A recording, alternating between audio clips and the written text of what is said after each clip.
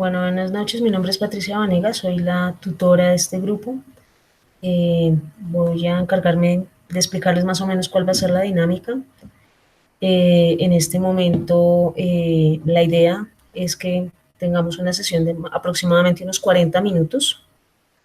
Vamos a destinar 20-25 minutos a explicar las generalidades, lo que hemos venido adelantando en el módulo 1, que es la introducción a las finanzas públicas, y vamos a destinar 10-15 minutos para trabajar todo lo que tiene que ver con las dudas, las preguntas y todo lo que pues, ustedes quieran expresarnos en este momento. ¿Listo? Eh, no sé en este momento eh, si ustedes en el momento tengan dudas. La idea es que lo que tengan como duda al momento lo podamos verificar.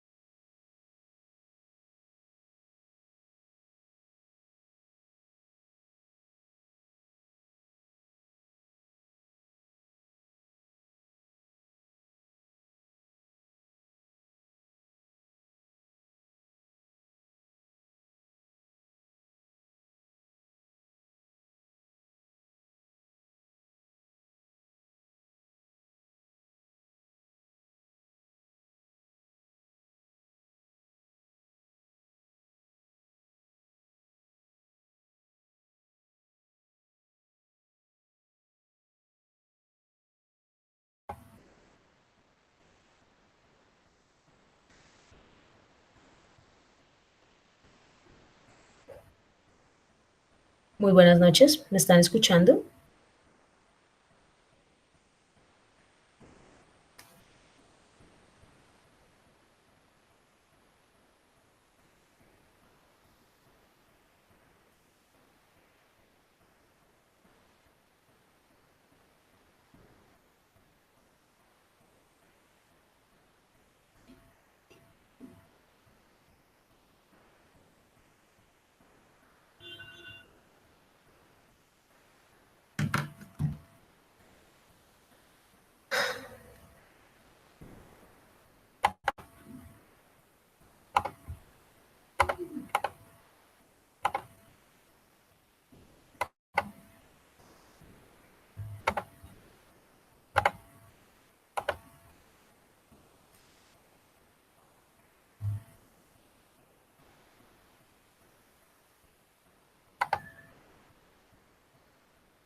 Bueno, vamos a tratar entonces de iniciar. Eh, en este momento no tengo visible el chat, no sé si ustedes están participando o no. Entonces vamos a iniciar. En cuanto a lo que tiene que ver con la fundamentación, la introducción a las finanzas públicas, ustedes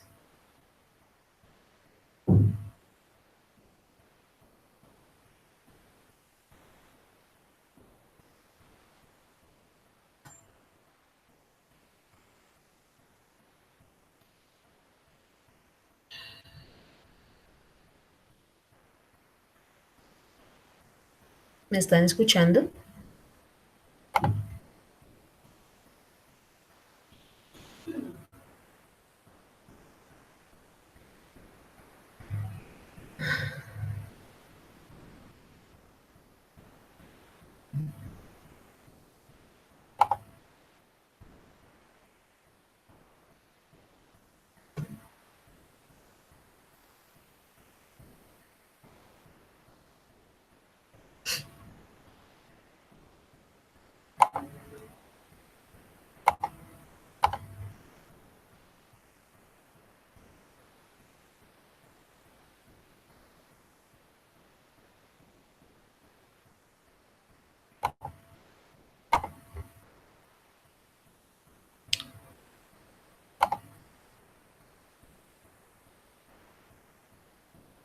Bueno, vamos a iniciar entonces. ¿Ok? Quedo atenta a que ustedes me respondan cualquier duda o cosa que tengan. Retomando, cuando estamos hablando de la introducción a las finanzas públicas, estamos hablando puntualmente de una fundamentación conceptual que es importante que ustedes tengan en relación a todo lo que tiene que ver con los ingresos, los gastos y las deudas del Estado. Básicamente las finanzas públicas se encargan de estudiar toda la interrelación que existe entre entre estas tres partes y cómo se va a dar la provisión de bienes y servicios, asignar óptimamente los recursos y cómo va a ser la eficiencia del gasto público.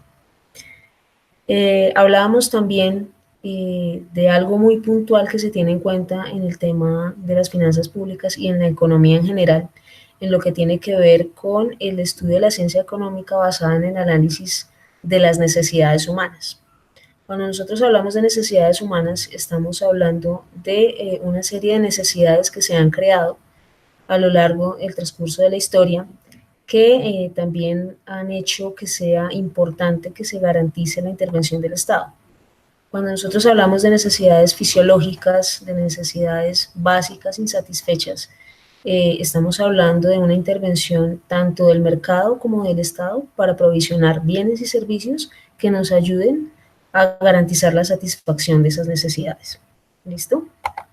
Entonces, para eso siempre tenemos en cuenta lo que tiene que ver con las necesidades en la escala de Maslow, que es lo que veníamos trabajando y en donde he visto que se han presentado de pronto una serie de dudas. Básicamente las necesidades que plantea Maslow son 5. Está hablando de unas necesidades fisiológicas o básicas que tienen que ver con la parte de la alimentación, la necesidad de comer, de tener buena salud, de respirar, de descansar, de trabajar, de estudiar, todo ese tipo de necesidades. Cuando hablamos de necesidades de seguridad, pues hablamos de las necesidades de sentir protección, ¿sí? Ahí es donde empieza a intervenir básicamente el Estado. Cuando hablamos de las necesidades de vivienda, de tener un empleo para tener un poder adquisitivo y adquirir otro tipo y satisfacer otro tipo de necesidades, ya estamos hablando de la intervención estatal directamente. También hablamos no solo de necesidades individuales, sino de necesidades colectivas. Y aquí es donde van a intervenir las necesidades sociales, ¿cierto? Dentro de las necesidades sociales vamos a mirar la parte del desarrollo afectivo, la asociación, la aceptación, también necesidades de autoestima en lo que tiene que ver con el respeto, con el éxito personal, el éxito profesional, la confianza. Y ya necesidades un poco más complejas que tienen que ver con la autorrealización, que son ya de tipo individual y que van demasiado desagregadas o específicas al individuo, ¿listo? Entonces, tiene que ver más que todo con el desarrollo personal del individuo como tal. ¿Qué es lo importante que ustedes tengan en cuenta cuando hablamos de necesidades dentro del campo económico?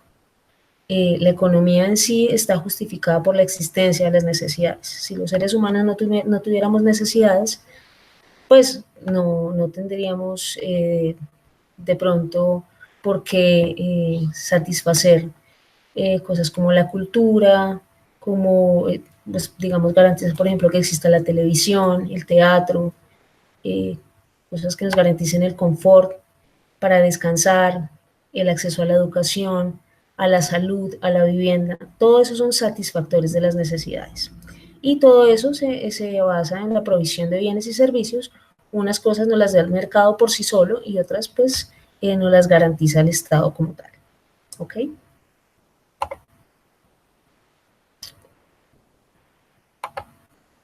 Bueno, una vez establecida la parte de las necesidades, eh, es importante entender que debe existir entonces la regulación del Estado. El Estado interviene en la economía a través de 4 funciones básicas: la función de regulación, la función de redistribución del ingreso, la función de asignación de los recursos y la función de la estabilización. Es importante cuando hablamos de este tipo de funciones de entender que el Estado no solo interviene en la economía con el fin de regularla. Hay funciones del Estado que son mucho más importantes, como cuáles: la redistribución del ingreso, por ejemplo. El Estado a nivel de economía, a nivel presupuestal, maneja ingresos y gastos. Los ingresos es todo aquello que llega al Estado, gran parte de ello a través de los impuestos. Y cuando se hace el gasto, lo que se trata es redistribuir el ingreso. ¿Por qué? Porque no todas las personas tienen el mismo poder adquisitivo. Entonces el Estado lo que trata es de redistribuir, ¿cierto? A través del gasto público, a través de subsidios, de transferencias, de provisión de bienes y servicios. Entonces, esa es una función básica y primordial del Estado, más allá de la regulación. La regulación es importante porque establece un marco normativo, va a delimitar unas funciones, unas responsabilidades, va a ayudar a limitar también un poco el poder del mercado, pero la función más importante es la de la redistribución del ingreso. También va a ayudar a la asignación de los recursos, ¿cierto? Haciendo que se asignen de una manera eficiente y también pues, a través de la provisión de los bienes y servicios.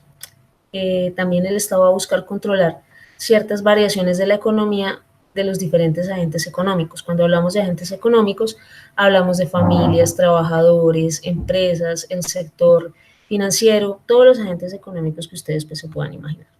Entonces, ¿cómo hace esa función de estabilización? Cuando entra el Estado a delimitar cuál debe ser, por ejemplo, el salario mínimo, cuando va a estabilizar los precios, cuando va a, digamos, entrar a limitar la existencia de monopolios, los fallos de mercado que ustedes pues ya conocen. Entonces, esas son básicamente las funciones del Estado. Y digamos que esos tres aspectos son los que nos ayudan a determinar por qué debe intervenir el Estado en la economía, ¿cierto? La capacidad estatal y los fallos de mercado y la necesidad de redistribuir el ingreso básicamente a través del gasto público. No sé si tengan preguntas en el momento, estoy tratando de verificar por qué no está o no tengo acceso al chat, espero que me estén escuchando, entonces vamos a continuar. Eso es lo que a grandes rasgos hablamos en la unidad 1. Ya pasamos a la unidad 2 en la que hablamos y trabajamos puntualmente del gasto público, ¿cierto? Y de una serie de funciones y de nociones que tratábamos de retomar.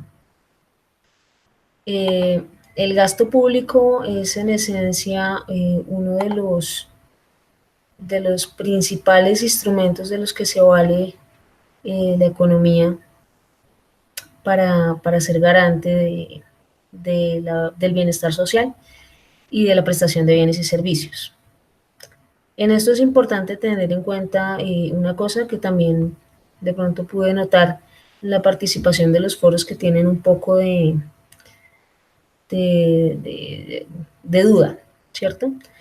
Cuando nosotros hablamos de gasto público, no solamente estamos hablando de gasto social, no solamente estamos hablando de los gastos que se destinan a través de la inversión, también estamos hablando de los gastos de funcionamiento del Estado, de todo lo que tiene que ver con el pago de salarios, lo que tiene que ver con los funcionarios, con la infraestructura, todo ese tipo de cosas es gasto público.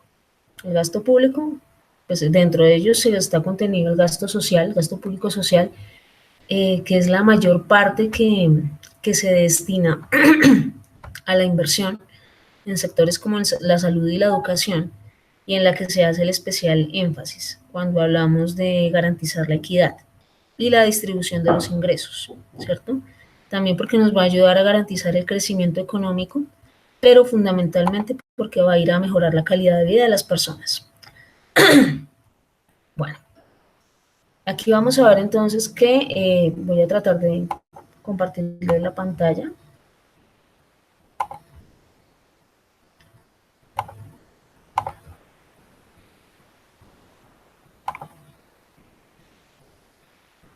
Entonces ya para que ustedes de pronto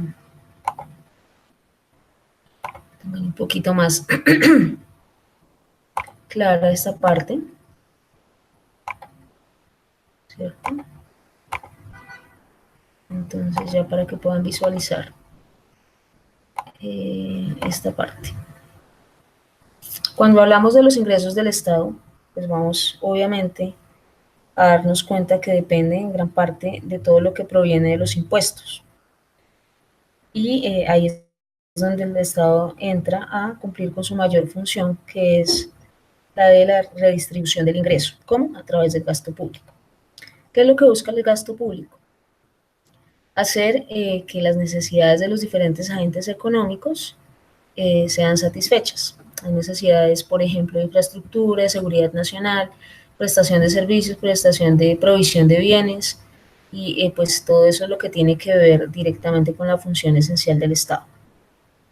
Cuando se garantiza un uso eficiente de los recursos, estamos hablando de que existe un gasto racional de los mismos. Entonces, más allá de si el gasto es elevado o no, lo importante es tener en cuenta que se dé eficiencia, eficiencia en la manera en la que esos recursos públicos se invierten, en la manera en la que las políticas públicas que se desarrollan para garantizar la provisión de esos bienes y servicios, pues estén muy bien focalizadas, estén orientadas a cubrir las necesidades de un tipo de población específico, que lo haga de manera eficiente, quiere decir que pues no represente sesgos tampoco, y que, digamos, no solo en el caso, por ejemplo, de la educación, no solo vaya a cubrir en la cobertura, sino también en la calidad de esos servicios. ¿Listo?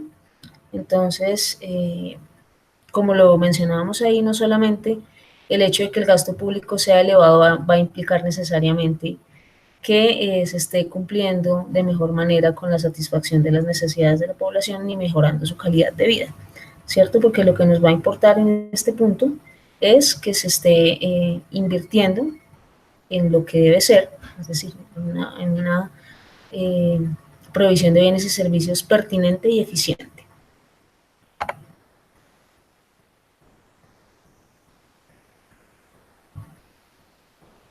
¿Qué vamos a mirar también? Que en el gasto público,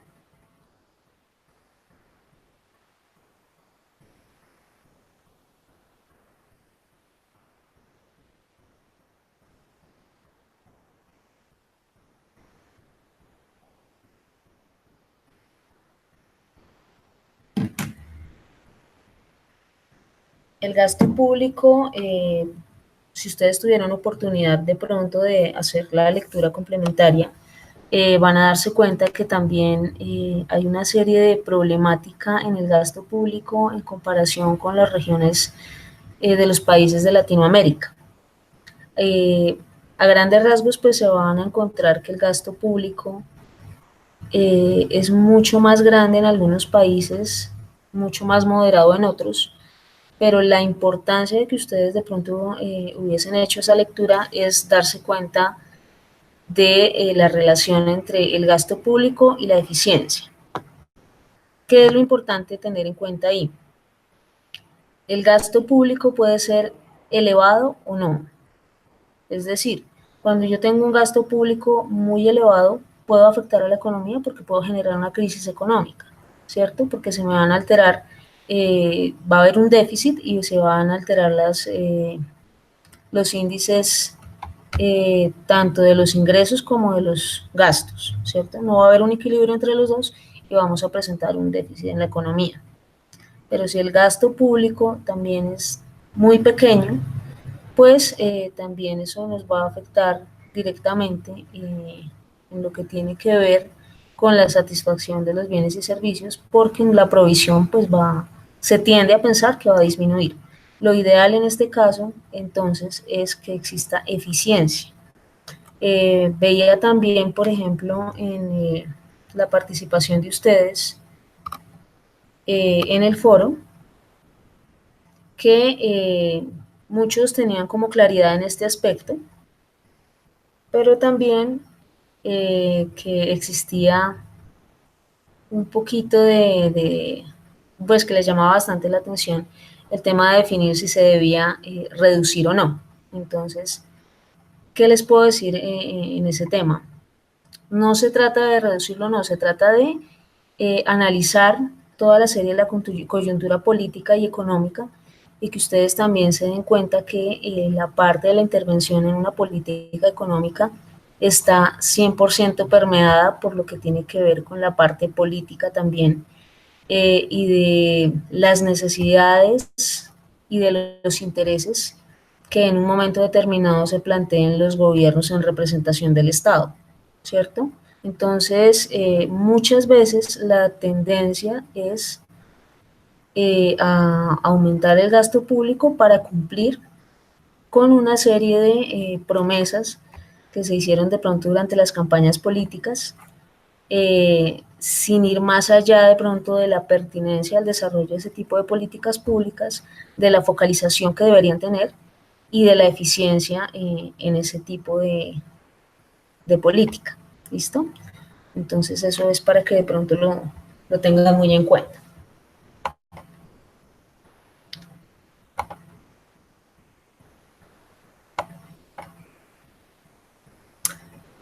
Vamos a hablar también del tema de los fallos de mercado, ¿cierto? Ahí vamos a hablar también de lo que tiene que ver con lo que plantea Stiglitz, de la existencia de los 6 fallos de mercado. Uno, pues vamos a hablar de lo que es el fallo de competencia, que es básicamente la existencia de monopolios, ¿cierto? Cuando no existe la competencia perfecta, ¿por qué? Porque hay de pronto una empresa que tiene más ventajas a nivel de otra en el hecho de que de pronto no compiten bajo las mismas circunstancias, algunas por, digamos, de pronto por influencias políticas e influencias económicas, pueden llegar a manipular los precios y de pronto digamos, a realizar una serie de fluctuaciones en la economía. Entonces, eh, eso tiene que ver básicamente con esa competencia imperfecta. Cuando hablamos de bienes públicos, también estamos hablando de un fallo de mercado. ¿Por qué? Porque el mercado no es que no sea capaz de proveer una serie de bienes y servicios, sino que no le interesa, y no le interesa ¿por qué? Porque no le es productivo. Entonces, cuando el mercado no le interesa producir esos bienes y servicios, lo debe hacer el Estado y lo debe hacer a través de algo denominado como bien público, ¿cierto? Entonces, los bienes públicos, en este caso cuando hablamos de bienes públicos puros, pues vamos a hablar de una serie de bienes que tienen que ver con la provisión de bienes y servicios como por ejemplo el alumbrado público, la defensa nacional. Entonces, si ustedes se fijan en ese tipo de especificidades de esa producción de bienes y servicios, pues se van a dar cuenta que al mercado simplemente no le interesa hacer esa provisión. ¿Listo? Entonces, por eso debe venir el Estado a prestar esos servicios y a garantizar el cubrimiento de esas necesidades. Cuando hablamos de externalidades, ¿a qué se refieren las externalidades? Los casos en los que las personas o las empresas se afectan a otros imponiéndole costos, ¿cierto? En ese caso estamos hablando de externalidades negativas o de situaciones en las que las empresas generan beneficios a otras, contribución a cambio. Entonces estamos hablando de externalidades positivas. ¿Por qué podemos decir que las externalidades? Creo que era una de las preguntas, alguien me la transmitió, ¿no? Porque en realidad en el momento no tengo acceso al chat, de que por qué las externalidades eran una falla del mercado. ¿Qué sucede? Es una falla del mercado porque demuestra que que el mercado como tal no es capaz de mantener en cierto nivel ese tipo de fallos, ¿cierto? Entonces, cuando hablamos de externalidades, por ejemplo, eh, se generó una obra de infraestructura grande en la que se beneficiaron sin querer otro tipo de actores que no tenían pues, por qué obtener un beneficio directo de esa obra, ¿cierto? Entonces, como eso escapa un poco del control del mercado, se conoce como un fallo de mercado. Voy a tratar de, al finalizar, de darle un poquito más de claridad a la persona que preguntó para que tenga más clara esta situación. ¿Listo? Ahora estoy tratando de tratarlo de una manera más general. Cuando hablamos de mercados incompletos también hablamos de un fallo de mercado. ¿Por qué? Porque pues cuando se suministra un bien o servicio a través del mercado privado, el costo de suministrarlo va a ser inferior al costo de que el consumidor estaría dispuesto a pagar, ¿cierto? Entonces, ¿qué quiere decir esto? Que producir un bien o servicio pues no le es productivo al mercado porque le da igual producirlo o no cuando ve que la persona no está en la capacidad de pagar más por él. Entonces eso es un mercado incompleto.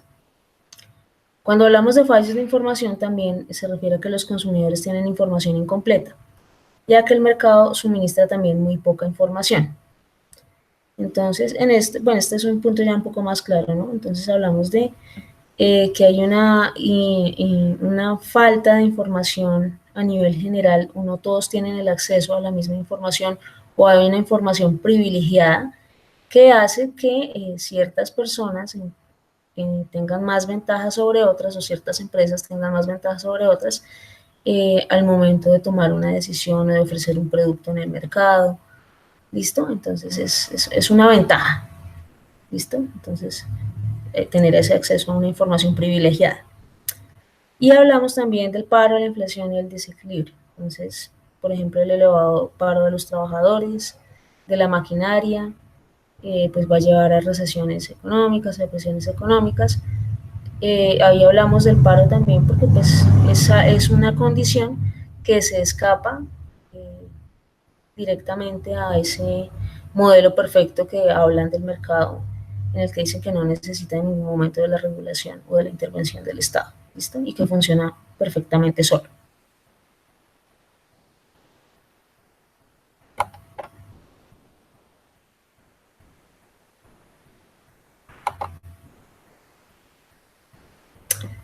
Bueno, cuando hablamos entonces del gasto público, pues estamos hablando básicamente de una serie de funciones que el gasto público va a venir a cumplir y de por qué es importante.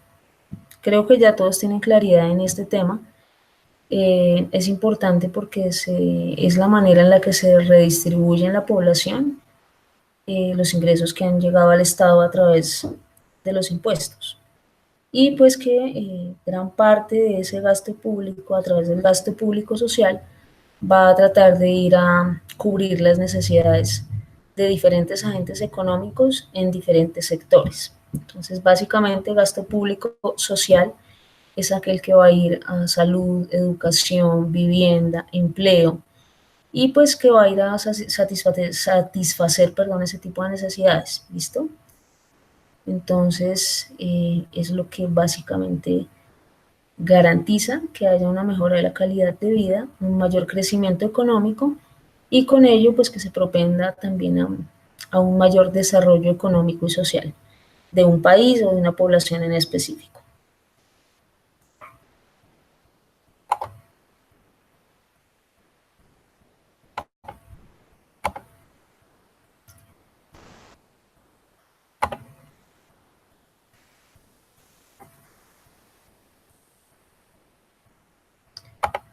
Bueno, vamos a tratar entonces de dar claridad para las preguntas que ustedes puedan tener. Hicimos un recorrido un poco eh, rápido ya de todo lo que ustedes han visto, han trabajado en el módulo. Les recomiendo, como ya les he dicho también a través de los foros, que hagan las lecturas complementarias para que tengan más claridad y más poder argumentativo frente a sus posiciones, frente a sus posturas. Y regalen un minutico, ya tratamos de resolver el tema de la participación en el chat.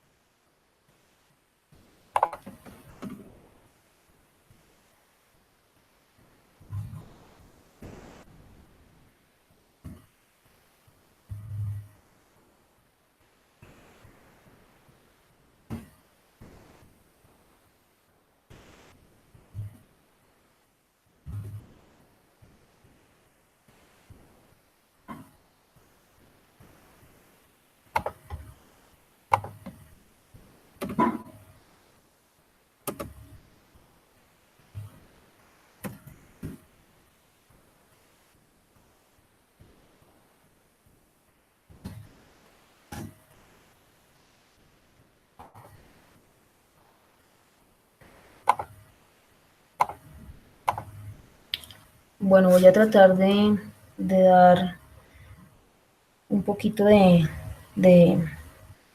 respuesta a alguna de las preguntas que me han hecho llegar mientras tratamos de tener acceso al chat.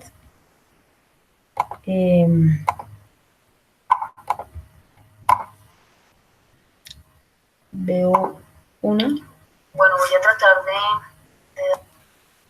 dar un poquito de respuesta.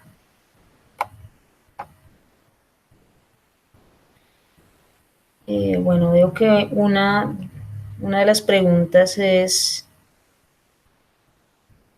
¿por qué es tan importante el tamaño del Estado desde el punto de vista de la eficiencia, particularmente en el caso colombiano? Cuando estamos hablando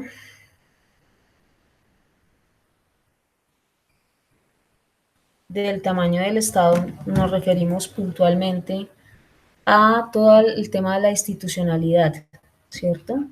A la cantidad de instituciones, funcionarios, empleados, y todo ese tipo de descripciones que tiene el Estado para cumplir con su función como tal en la provisión de bienes y servicios. ¿Qué tiene que ver esto con la eficiencia? Se tiende a creer que entre más grande es un Estado, es más eficiente. Entonces, no necesariamente, ahí volvemos de pronto a lo que tiene que ver un poco con el tema del gasto público. No importa que el gasto público sea muy pequeño o muy elevado si no se habla de eficiencia. Lo mismo pasa para el caso del tamaño del Estado. Entonces, el hecho de que se tenga un Estado muy amplio, muy grande, eh, haría pensar que garantiza de mejor manera la provisión de bienes y servicios, porque es un Estado más grande que permite llegar, creería uno, a, por ejemplo, a los territorios alejados, a mejorar las condiciones de calidad de vida, a prestar de mejor manera bienes y servicios como salud, como educación, como servicios públicos domiciliarios. Pero, como ustedes también se podrán dar cuenta, no necesariamente el que tengamos un Estado demasiado grande va a implicar que sea un Estado eficiente. Para el caso colombiano, pues la muestra ideal, la muestra para este caso, es hablar del tema de la corrupción, ¿cierto? Cuando hablamos de la corrupción, de no solo del tema de la burocracia excesiva, sino de, digamos, sobre todo en los territorios, eh, cómo, cómo llegan a cubrir, por ejemplo, las acciones incluso de los entes de control, pues es muy difícil manejar ese tipo de situaciones, ¿cierto? Eh, ¿Qué es lo que se tiene en cuenta y cuando hablamos del tamaño del Estado? Muchos gobiernos cuando han hecho la propuesta de reducir la burocracia, de escindir, por ejemplo, o de eliminar unidades administrativas, una serie de entidades que de pronto en el papel ustedes pueden ver que cumplen con la misma función. La idea a veces de ese tipo de implementación de ese tipo de mecanismos de reducir burocracia, pues también sería una manera de garantizar un poco de mayor eficiencia, tanto en el gasto como en lo que tiene que ver con el tamaño del Estado. Entonces, ese es puntualmente el problema. Entonces, ustedes ven, si hablamos tanto del tamaño del Estado como de la asignación de los recursos, pues es completamente absurdo que tengamos un Estado que supuestamente invierte una gran cantidad de dinero en gasto público, pero que nunca se ve reflejado en los territorios más apartados. O sea, en Colombia, hoy en día, en pleno siglo XXI, todavía tenemos territorios eh, que no tienen.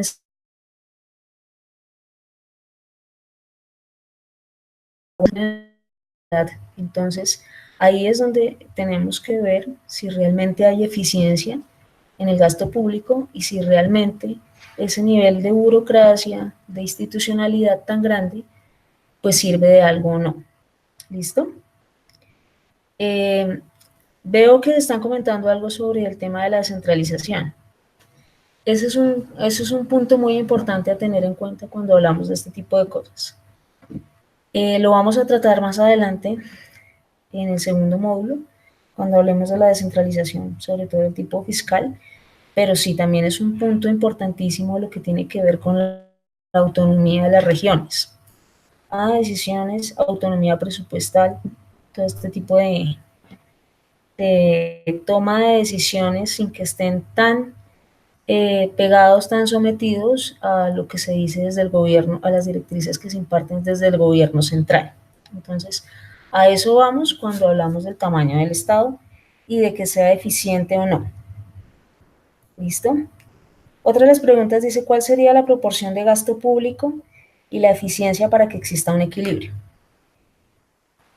Esa es una pregunta muy interesante. Digamos que en ningún país, en ningún caso se puede hablar de un punto específico que nos pueda medir el gasto público debe ser tal o tal porcentaje del Producto Interno Bruto. Yo les comentaba también, por ejemplo, a través de la participación en los foros, que el tema del gasto público hay que hacer un análisis detallado de la coyuntura política y económica al momento de ir a tomar una decisión de política económica de ese tipo. De decir, aumentamos el gasto público o lo reducimos. Hay que tener una serie de factores en cuenta que implican estudiar toda la parte del modelo económico, de indicadores económicos que se están presentando en ese momento en el país, como de la coyuntura política. O sea, no podemos olvidar que el tema político está 100% involucrado en la toma de las decisiones económicas.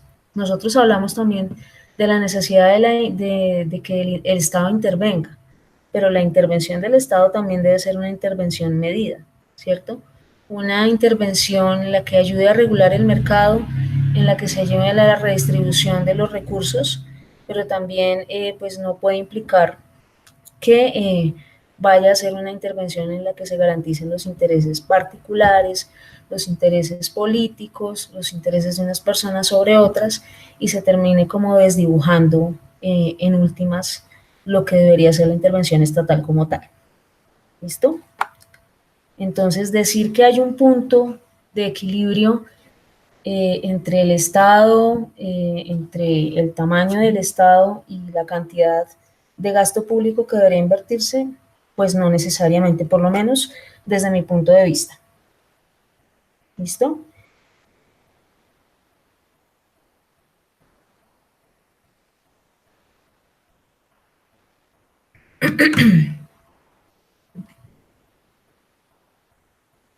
Veía otro tipo de pregunta en la que plantean, por ejemplo,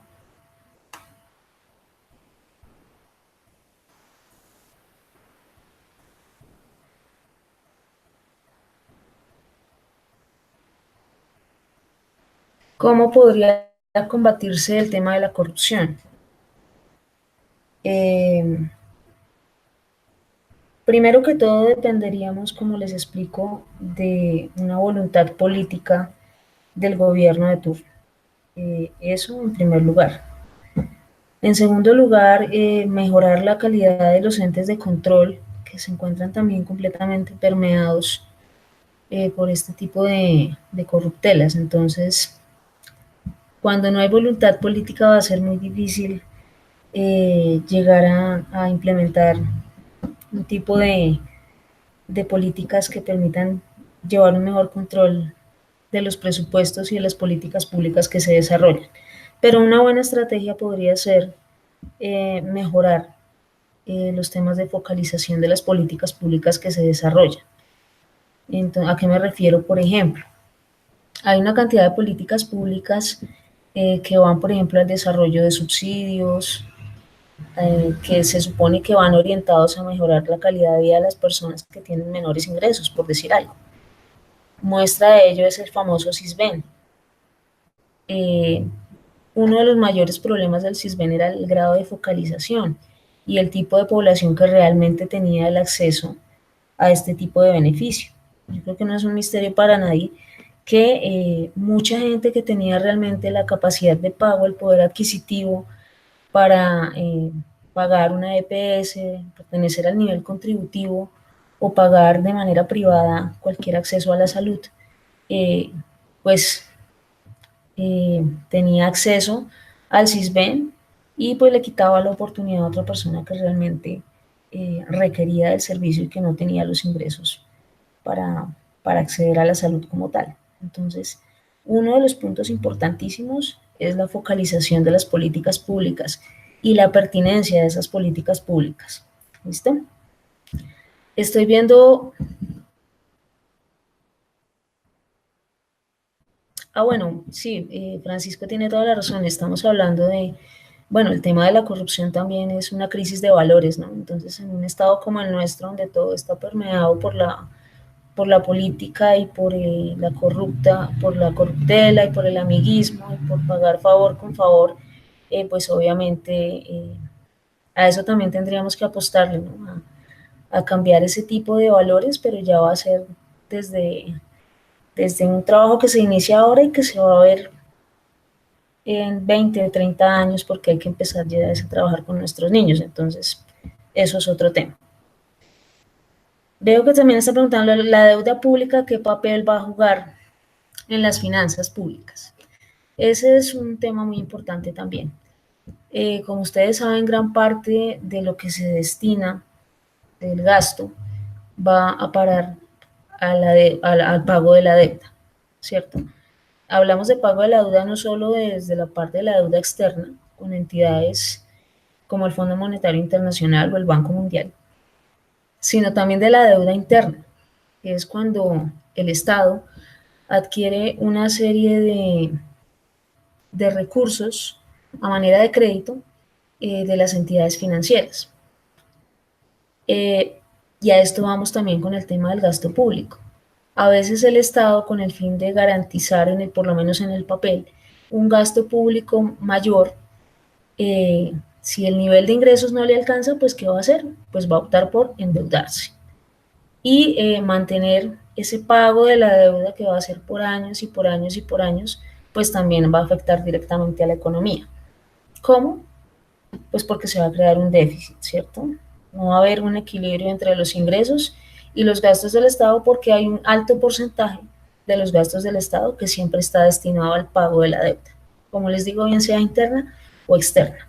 Entonces, de ahí de la necesidad también, como les digo, de tener claridad en las políticas públicas que se desarrollan y en la focalización, el seguimiento y la evaluación de esas políticas públicas.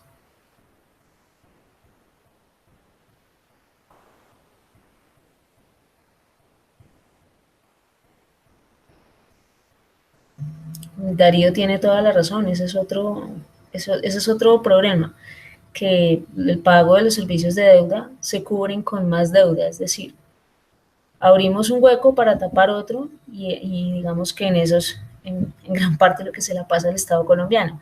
Entonces hay que hacer un saneamiento de las finanzas públicas, que es muy importante realizarlo, que hay muchos métodos, muchas opciones para hacerlo, pero como les digo, depende 100% de la voluntad política de los gobiernos. Y pues en nuestro país, como gran parte de ustedes lo pueden ver, pues esa es una situación un poco compleja y difícil que lograra consolidarse. No sé si tengan más preguntas puntualmente.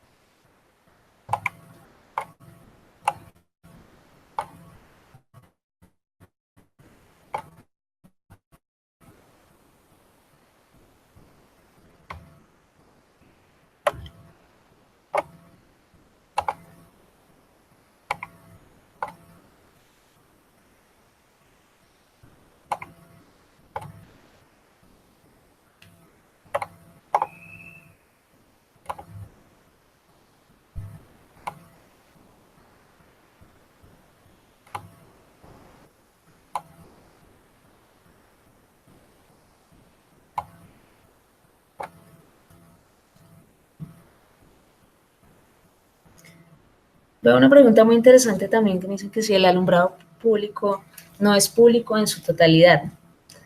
Eh, Responden que sí es público, pero es diferente cuando el Estado contrata con un tercero para prestar el servicio. Eh, Esto va puntualmente al tema de las necesidades y es lo que les comentaba en un punto determinado. El alumbrado público se define como un bien público porque sí, claro, por supuesto que es posible que el privado, o sea, el mercado como tal, preste el servicio, pero pues él no tiene ningún tipo de interés en hacerlo porque no le genera mayor productividad, ¿cierto? El Estado presta este servicio. Ustedes saben que obviamente hay una serie de subsidios en los servicios públicos que van al Estado a través de a los estratos, perdón, 1, 2 y 3, que pues se van a encargar, digamos, de aliviar un poco lo que tiene que ver con el pago, ¿cierto? Pero pues si ustedes se dan cuenta, obviamente son solamente esos servicios públicos los que tienen, por ejemplo, este beneficio de una serie de subsidios. ¿Por qué? Porque pues obviamente prestar ese tipo de servicios públicos y bienes pues no es para nada rentable en el sector privado.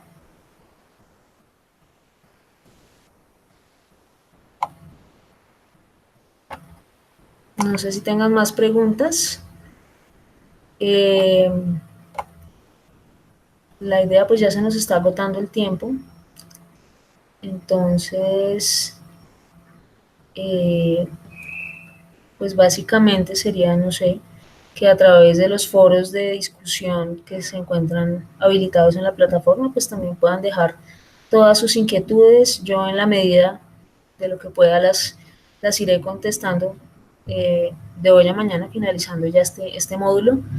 Espero haber podido aclarar algunas de las dudas que tenían ustedes con respecto al módulo, que haya sido claro y pues esperamos pues contar con su activa participación en lo que sigue del diplomado.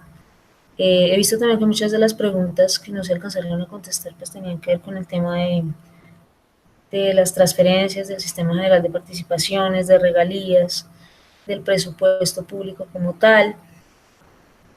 Entonces, son temas que se van a abordar en los siguientes módulos y creo que ahí vamos a tener la oportunidad de, de aclarar de mejor manera ya esas dudas puntuales que ustedes tienen pues en este momento, ¿cierto? Pues las finanzas públicas es un tema muy amplio que involucra muchas cosas que vamos a tratar de irlas digamos que desagregando en su momento y dándole claridad, por supuesto. Entonces, que tengan muy buena noche. Quedamos atentos a través del foro de la plataforma para cualquier otra duda que podamos resolver. Y bueno, esperamos que sigan motivados para seguir participando en el diplomado. Buenas noches.